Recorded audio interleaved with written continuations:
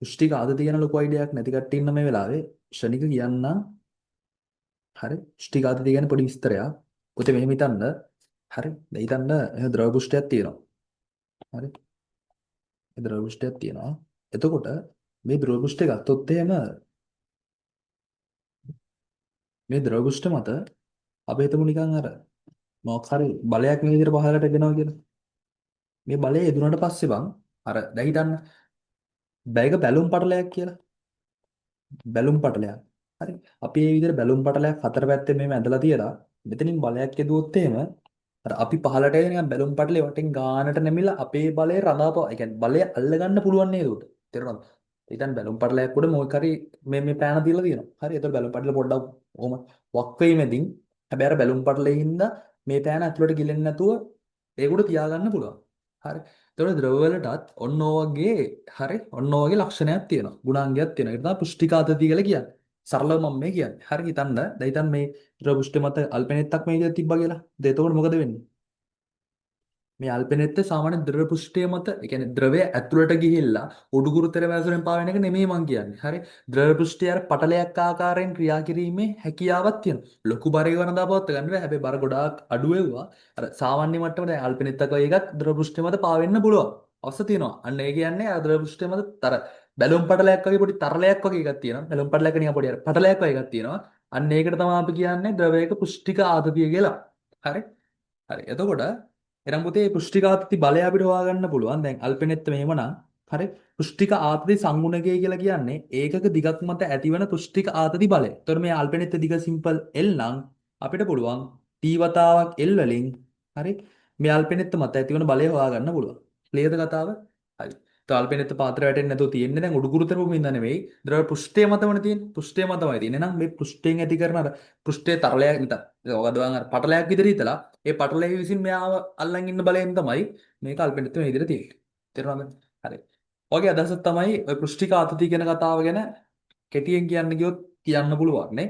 එහෙනම් හිතන්න අපි අ, හිතන්න ද්‍රවයක් මත මේ විදිහට ඝනකයක්.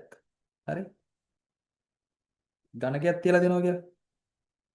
තේරුණාද? එතකොට පුතේ මේකේ පෘෂ්ඨිකාත සංගුණකේ T වුණොත් එහෙම බලන්න පෘෂ්ඨික ආතති සංගුණකේ T වුණොත් එහෙම හරි පෘෂ්ඨිකාත සංගුණකේ T වුණොත් එහෙම එතකොට බලන්න මට කියන්න දැන් මේකත් මේක මත තියද්දි හරි මේක ඇවිල්ලා මෙන්න මේක මත තියද්දි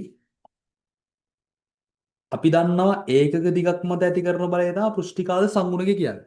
පුතේ එතකොට මට පැහැදිලිව කියන්න දැන් මේකේ හරි ඔය පටලැවි විසින් බලය ඇති කරන්නේ මේ එජ් වලට. හරි සරලව කියන්නේ මේ එජ් වලට. එතකොට මට කියන්න මේකගේ දිග A නම් පළල B නම් මට කියන්න සම්පූර්ණ දැන් හිතන්න අර මැදට නෙමෙයි ඇති කරන්නේ බා මේ අර කෙලවර වලට තමයි ඇති කරන්නේ. ක්ලියර්ද කතාව? ඒ කියන්නේ හිතන්න ඔහොම එකක් ගිල්ලපුවාම ඒ ගිල්ලපුවාම හරි මෙන්න මේ තැන් කියන්නේ මෙන්න මේ මම කළු පාටින් පාට කරන්නේ. හරි මැද වර්ග බලය මත නෙමෙයි අර වටේ එජ් වලින් තමයි බලය ඇති කරන්නේ. තේරෙනවද? එහෙම පොඩි අදහසක් ගත්තා නා හරි. ඒතර පුෂ්ටිකා සමනයේ T නම් මේක ලියන්න පුළුවන් මේ දිග A B තවත් A එකක් තවත් B එකක්. ඒතර ඔක්කොම කීයක් වෙනවද? A දන්නේ B වතාවක් දෙගුණයයි. එහෙනම් මේක තමයි මෙයා මත ඇති කරන මුළු බලය. ඒ කියන්නේ එජ් වලින් තමයි බලය ඇති කරන්නේ. ක්ලියර් කතාව. අපිට තේරෙනවනේ බං. දැන් හිතාන බැලුම් පඩලේ මත මේක ගිහලා බැලුම් පඩලයක් මත තියෙනවා. තිබ්බට පස්සේ අර මැද කොටසද ගාවේ ගෑවෙන්නේ නැත්නම් වටේ එජ්ද ගෑවෙන්නේ. අද ඒතර තේරෙනවනේ. අර වටේ එජ් වලින් නේද බලය ඇති කරන්නේ. නේව සීන් නැත්නම් පෘෂ්ටිකාද සංගුණය කියලා කියන්නේ. හරි පෘෂ්ටිකාදී බලය කියලා කියන්නේ. එතකොට පුතේ මේක සිද්ධියක් තියෙනවා. දැන් හිතන්න මෙහෙම නැති වෙනවා කියන්නේ. එජ් වලින් නැති වෙන්නේ. ඒතර එජ් වලින් හරියටම සිරස්වද ඇති වෙන්නේ. එහෙම නැත්නම් ආනතවද ඇති වෙන්නේ නැත්නම් යම් කෝණකින් ඇති වෙන්නේ. හරි. අන්න ඒ කෝණයට අපි කියනවා මොන කෝණය කියලාද? මේ මොනවද දන්නේ නැහැ කියලා හිතෙන තමයි මේ කතාව කියන්නේ සරල නේ. ස්පර්ශ කෝණ. හරි. ස්පර්ශ කෝණය. ස්පර්ශ කෝණය. ස්පර්ශ කෝණය කියන්නේ අර පුෂ්ටිකාතති බලය අදාළ පෘෂ්ඨයත් එක්ක කොච්චර කෝණකින් හදන්නේ? සිරස්වද ආනතවද? වනේ බං සිරස්වද ආනතවද එහෙම වුණොත් මේ ඒක අර ආනත හැදෙනවා නම් අපිට විභේදනය කරලා සිරස් සංචක හොයලා ඒක තමයි බර බැලන්ස් එක. ඒක හදා ගන්න පුළුවන්. හරි. සාමාන්‍යයෙන් අපි මේ ප්‍රැක්ටිකල් එකට ඕනේ වෙන්නේ. හරි. ජලයත් එක්ක වීදුරු සිද්ධිය යන්නේ. මොකද ජලයත් එක්ක වීදුරු වල ස්පර්ශ කෝණය. ඒ කියන්නේ ජලයයි වීදුරුයි මෙහෙම තියපොත් ස්පර්ශ කෝණය බිඳුවයි. හරි බිඳුවයි කියලා කියන්නේ සිරස්ස තමයි මේ වෙලාවේ බලය හටගන්නේ. සරල අදහසක්. හරිනේ. ඔච්චරයි ඔය ටික මේ ෆැක්ටරල් එකේ උඩ දාගන්න පුළුවන්. දැන් පෘෂ්ටිකාන්ති බලය කියන්නේ අර වගේ සීන් එකක්. පෘෂ්ටිකාන්ත සංගුණය කියන්නේ ඒක දිගක් මත ඇතිවන බලය.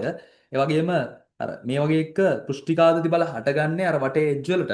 අර බැලුම් පටලයක් උඩ මොකක් හරි තිබ්බාම හිතන්න. බැලුම් පටලේ මැද ගෑනට වටේ එජ් වලින් බලය තියෙන්නේ. සරලව හිතන්න. ඒ ඇතිවන බලය ආනතයිද කොහොමද කියලා දැනගන්න ස්පර්ශ කෝණ කියලා සිද්ධියක් තියෙනවා. ජලයේ වීදුරු ගත්තොත් ස්පර්ශ කෝණ බිඳුව. හරිද? ඔච්චරයි. දැන් බලන්න ප්‍රැක්ටිකලිදී පාවිච්චි කරන්නේ අපි අන්විශ්‍ය කතාවක් හරි අන්විශ්‍ය කතාවක් භාවිතයෙන් පෘෂ්ටිකා සංගුණක සෙවීම අන්විශ්‍ය කතාවක් පාවිච්චි කරන්නේ ඒ වගේම පෙට්‍රිදීසියක් සිව්දණු රසායනික තුලාවක් ඒ කියන්නේ මෙන්න මේක මයින් අයිටම් එක හරි ඒ වගේම වර්නි කැලිපරයක් කම්බි කැබලි කිහිපයක් තනුක සෝඩියම් හයිඩ්‍රොක්සයිඩ් ද්‍රාවණයක් තනුක නයිට්‍රේට් අම්ල ද්‍රාවණයක් මේ ටික කියද්දි මොකට හිතන දේ මොකක්ද? ටිකත් කියන්නේ හරි කිව්වා වෙයි වෙන්නේ මෙහෙමයි ඉස්සරෝම ඔයාලා ගන්නවා හරි ඉස්සරම ගන්න ඕනේ අ, මේ විදිහට අනිශ්චිත කතාව විතරක් එල්ල ගන්නවා මෙන්න හිතමු පාවිච්චි කරන හරි අ, සිවුදරු තුලාව හරි සිවුදරු රසායනික තුලාව එතකොට ඔයාලට පුළුවන් මෙන්න මේ එල්ලපු එක්කෙනාගේ බර අපි හිතමු මේක නැක්ස් කියලා ඕකේ වයිගයන් නෑ ඉතින් පූර්ණ මූල ධර්මය දාන්න තියෙන්නේ. හරි. එතකොට මෙතනින් යම් ස්කන්ධයක් දාලා මෙයා බැලන්ස් කරන්න පුළුවන්. හරි. ජීව කියන්නේ මේකේ බර බැලන්ස් කරන්න පුළුවන්. මම කියන්නේ අනිශ්චිත කතාව. හරිද? මේ කරන්නේ බං මේ ප්‍රැක්ටිකල් එකේ වෙන්නේ පැහැදිලිව තේරුම් ගන්න. හරි. වෙන්නේ මේ සීන් එක හරිනේ දැන්. හරි. මෙහෙම තියද්දී අපි මෙහෙම වැඩක් කරනවා. පුතේ හරිද? මෙහෙම වැඩක් කරනවා. හරි. ආ මෙහෙම හිතන්න.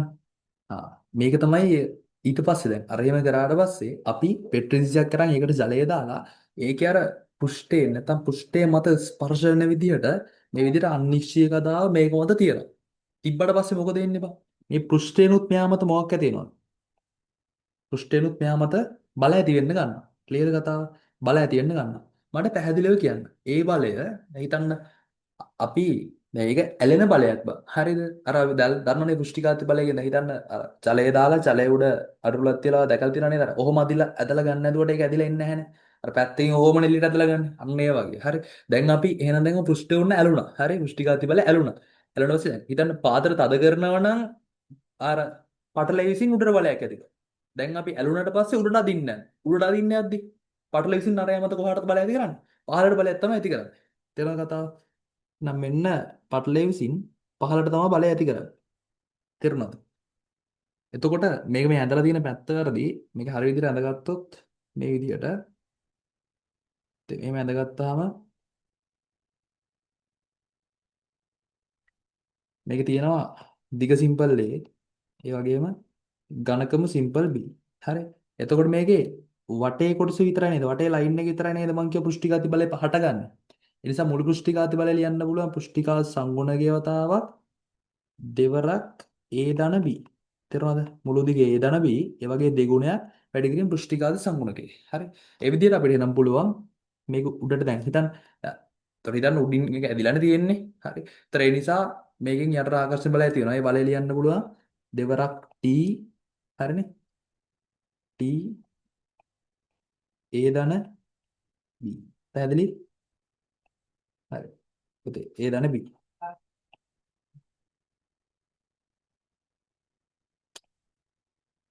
හරි. ඊට පස්සේ මොකද වෙන්නේ? පුතේ දැන් ඉස්සලා තිබ්බා මෙයාගේ බර ඔයා දැක්කා මේ බරට තමා මුලින්ම සන්තුලන වුණේ මේ පැත්තේ. ක්ලියර්ද? දැන් ඊට පස්සේ හරි මේ බාරයත් ඇතුළු නැත්නම් මේ බලයත් ඇතුළු වුණාට පස්සේ සන්තුලනෙන් මොකද වෙන්නේ? තව අමතර බාරයක් දාන්න වෙනවා. තේරුණාද කතාව? අමතර බාරයක් දාන්න වෙනවා. එතන එක පැහැදිලිව තේරුණා කියලා. එතකොට එහෙනම් මේ හදලා තියෙන්නේ අමතර බාරය. මේ තියෙන්නේ mg යොදන අමතර බාරය. ඉස්සෙල් එකට අමතර වැඩිපුර යොදන බාරය. අමතර බාරය සමාන වෙනවා කාටද? එන්නේ පෘෂ්ඨික ආතතිය හින්දා ඇතිවන බලයට. දෙවතාවක් ඒ දැන් D වතාවක් T වලට. හරි. මේ කතාව හරි. දැන් ක්‍රමේ බලන්න. ඉතින් අනිශ්චිත කතාවක් කියන මේ පළමුව තනුක මෙන්න තනුක හයිඩ්‍රොක්සයිඩ් හරි. හයිඩ්‍රොක්සයිඩ් ඊළඟට තනුක නයිට්‍රේට් අම්ල ද්‍රාවණය අවසානයේ ජලයෙන් හොදින් සෝදා පිරිසිදු කර ගන්න. හරි.